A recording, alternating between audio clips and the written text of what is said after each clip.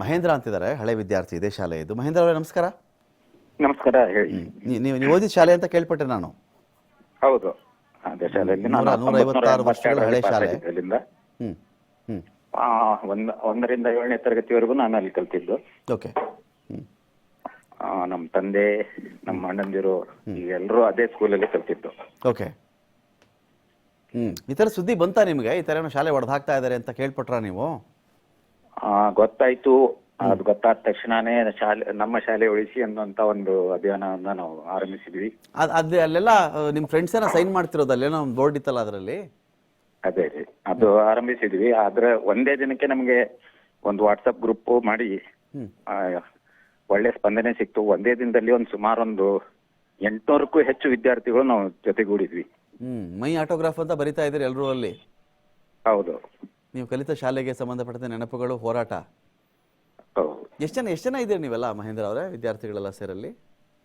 ಅಲ್ಲಿ ನಾನು ಕಲಿಯುವಾಗ 1400 ಜನ ವಿದ್ಯಾರ್ಥಿಗಳು ಇದ್ರು. ಅಂದ್ರೆ ಒಂದು ತರಗತಿಗೆ 200 ಜನ, 4 ಡಿವಿಷನ್ಗಳು.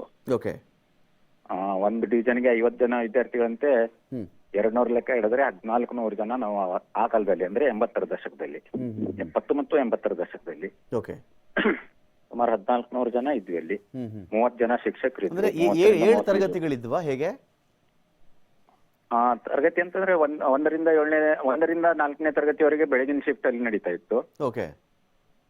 ಮಧ್ಯಾಹ್ನ ಶಿಫ್ಟ್ ಅಂದ್ರೆ 12ರಿಂದ 5:30ವರೆಗೆ, 5ರಿಂದ 7ನೇ ತರಗತಿವರೆಗೆ ನಡೀತಾ ಇತ್ತು. ಎಲ್ಲ ವಿಷಯಗಳನ್ನು ಕಲಿಸ್ತಾ ಇದ್ರು. ಅವಾಗ ಅಂದ್ರೆ ಈಗ 80ನೇ ದಶಕ ಅಂತಂದ್ರೆ ಈಗ ಆಲ್ಮೋಸ್ಟ್ 43 ವರ್ಷ ಆಯ್ತು ನಾನು ಸ್ಕೂಲ್ ಬಿಟ್ಟು.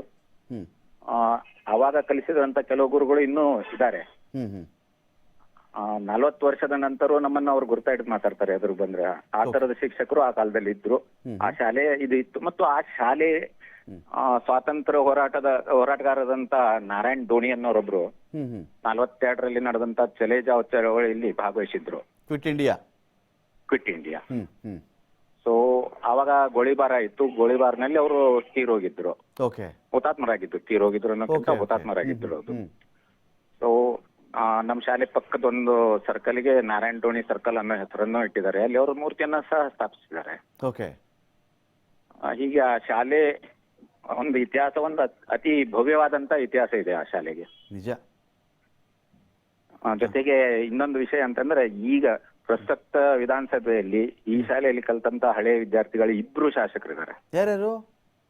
MR ಪಾಟೀಲ್ ಮತ್ತು ಮಹೇಶ್ ತೆಂಗಿನಕಾಯಿ. ಇವರಿಬ್ರು ಇಲ್ಲೇ ಓದ್ದವರಾ? ಹೌದೌದು. ವಿಷಯ ಹೋಯ್ತಾ ಇದು? ಅವರು ಬಹುಶಃ 84 ಅಥವಾ 85ರಲ್ಲಿ ಪಾಸ್ ಔಟ್ ಅಲ್ಲಿಂದ. ಮಹೇಶ್ ತೆಂಗಿನಕಾಯಿ. MR ಪಾಟೀಲ್ ಅವರು ನಮ್ಗಿಂತ ಸೀನಿಯರ್. ಇವ್ರು ಕಲಿಸಿದಂತ ಶಿಕ್ಷಕರು ಇದಾರೆ ಇನ್ನು. ಕಬ್ಬೂರ್ ಅನ್ನೋರೊಬ್ರು ಇದಾರೆ, ಪಾಟೀಲ್ ಅಂತ ಇದಾರೆ. ಇವ್ರಿಗೆ ಪಾಠ ಮಾಡಿದವ್ರು ಈಗಲೂ ಪಾಠ ಮಾಡ್ತಿದಾರಾ? ಇಲ್ಲ, ಈಗ ರಿಟೈರ್ಡ್ ಆಗಿದ್ದಾರೆ. ಇದಾರೆ ಸಂಪರ್ಕದಲ್ಲಿ ಇದಾರೆ ಇನ್ನು ಅವರು ನಮ್ಮ ಜೊತೆ. ಓಕೆ. ಈಗ ಅವ್ರಿಗೂ ವಿಷಯ ಹೋಗಿದ್ರೆ ಅವರು ಧುಮುಕ್ಬೇಕಾಗಿತ್ತಲ್ಲ ಹೋರಾಟಕ್ಕೆ. ನಮ್ಮ ಶಾಲೆ ರೀ, ಯಾಕ್ರಿ ಹೊಡೆದಾಗ್ತಿರೋದನ್ನ ಅಂತ ಕೇಳ್ಬೇಕಿತ್ತಲ್ಲ ಅವರು. ಅವರು ನಮ್ ಜೊತೆ ಸೇರ್ತಾ ಇದ್ದಾರೆ. ಭರವಸೆಯನ್ನು ಕೊಟ್ಟಿದ್ದಾರೆ.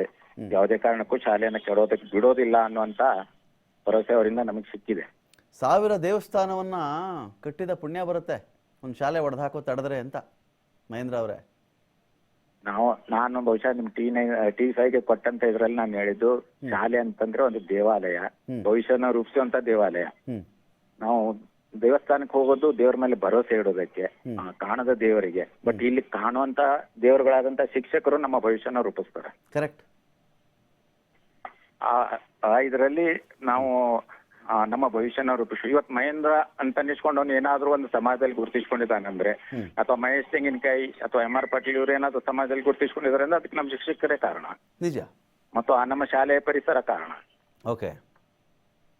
ಇಂತಹ ಶಾಲೆಯನ್ನ ಕೆಡವಿ ಇವರು ಕಮರ್ಷಿಯಲ್ ಕಾಂಪ್ಲೆಕ್ಸ್ ಮಾಡೋದಕ್ಕೆ ಹೊರಟಿದ್ದು ತಪ್ಪು. ಯಾಕಂದ್ರೆ ನಿಜ, ಆ ಏರಿಯಾ ಪೂರ್ತಿ ಕಮರ್ಷಿಯಲ್ ಇದೆ. ಅಲ್ಲಿ ಪಾರ್ಕಿಂಗ್ ಸಮಸ್ಯೆನೂ ಇದೆ. ಯಾಕಂದ್ರೆ ಅಲ್ಲಿ ಪಾರ್ಕಿಂಗ್ ಬಿಲ್ಡಿಂಗ್ಸ್ ನಾರ್ಮ್ಸ್ ಪ್ರಕಾರ ಪಾರ್ಕಿಂಗ್ ಬಿಡ್ಬೇಕಂತಂದ್ರೆ 150ಕ್ಕಿಂತ ಅಡಿ ಹೆಚ್ಚಿಗೆ ಇರುವಂತ ಬಿಲ್ಡಿಂಗ್ಗಳೇ ಇಲ್ಲ. ಎಲ್ಲ ಚಿಕ್ಕ ಮಳಿಗೆಗಳೇ ಅಲ್ಲಿ.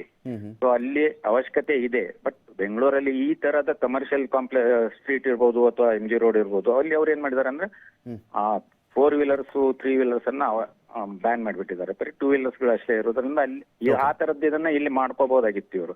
Okay. ಅದನ್ನ ಬಿಟ್ಟು ಈ ಮಹಾನಗರ ಪಾಲಿಕೆ ಆದಾಯ ತಂದು ಕೊಡ್ತಾ ಇರುವಂತ ಒಂದು ಉತ್ತಮವಾದಂತ ಬಿಲ್ಡಿಂಗ್ ಅನ್ನ ಕೆಡವಿದ್ರು ನಿಜ. ಓಕೆ, ಅದಕ್ಕಂದ್ರೆ ಹಳೇದಾಗಿತ್ತು, ಹುಡುಗರ ಭವಿಷ್ಯ ಇರ್ಬೋದು ಅಥವಾ ಅಲ್ಲಿ ಸಾರ್ವಜನಿಕರ ಭವಿಷ್ಯಕ್ಕೆ ಇದಕ್ಕೆ ಕೆಡವಿದ್ರು. ಆ ಇದ್ದ ಜಾಗದಲ್ಲಿ ಕಟ್ಟಿದ್ರೆ ನಮ್ದೇನೋ ಅಭ್ಯಂತರ ಇರಲಿಲ್ಲ. Fine fine fine. Thank you Mahendra ಅವರೇ, ಥ್ಯಾಂಕ್ ಯು.